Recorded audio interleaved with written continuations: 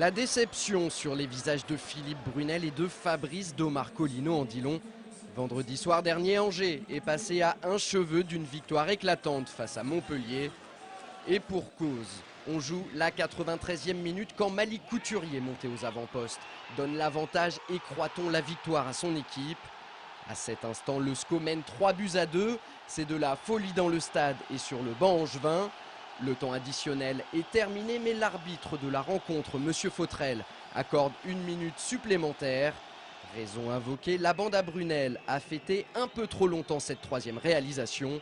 Résultat, Montpellier obtient une ultime opportunité sur ce corner. Dernière tentative salvatrice puisque Yanga Mbiwa s'élève plus haut que tout le monde pour catapulter le cuir dans la lucarne d'un Padovani médusé. Score final, 3 buts partout. Tout de suite, on revient sur les faits marquants de cette rencontre complètement folle. La première mi-temps est clairement à l'avantage des Montpelliérains. Angers commet beaucoup trop de fautes à 25-30 mètres de ses buts. Conséquence, sur un nouveau coup de pied arrêté, Victor Hugo Montano inscrit son 8e but de la saison en championnat. À la pause, les Héroltais mènent logiquement 1-0.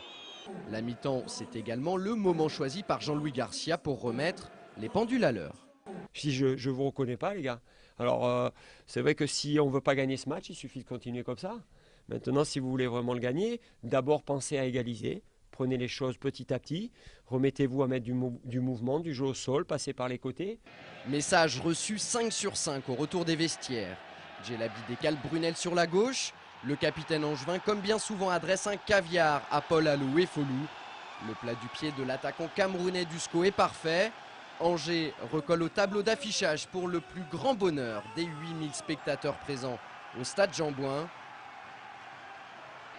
Et à peine 3 minutes plus tard, sur cette contre-attaque lancée par Karim Djelabi, Brunel remonte la moitié adverse, balle au pied.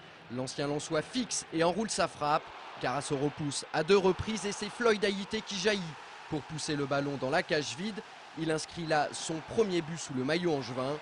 On joue depuis moins de 10 minutes en seconde période et le SCO a littéralement inversé la tendance. Le tournant du match, c'est les 2 occasions de 3-1 de Charles Diers et d'Ekuele Manga, où Carasso fait 2 arrêts extraordinaires. À 2-1, Angers a 2 énormes opportunités de faire le break. La première sur cette frappe de Charles Diers. Malheureusement pour le SCO, Carasso sort à point nommé. La seconde sur cette tête autoritaire d'Ekuele, mais le portier montpelliérain sort une nouvelle fois le grand jeu. Et c'est bien connu, quand une équipe ne tue pas le match, derrière, ça donne ça. La suite, vous la connaissez déjà avec cette fin de match quasi irréaliste. À la sortie du terrain, on sentait la déception côté angevin.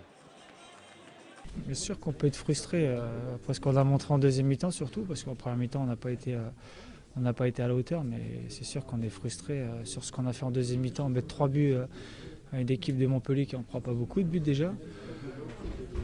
On est un peu déçus, mais je veux dire, on a une débauche d'énergie énorme ce soir et il faut retenir qu'on a été capable de renverser la vapeur. Je pense que c'est un bon point de prix quand on voit la physionomie du match. C'est vrai que si on s'arrête à la première mi-temps, on dit que ce serait 2 points de perdus, mais le match ça dure 90 minutes et sur les dernières 45, ce point-là va nous faire du bien. Franchement, c'est un miracle, quoi. Avec ce résultat nul, Angers conserve sa 6e place au classement de Ligue 2 à seulement 4 longueurs de la 3e place, occupée par Strasbourg.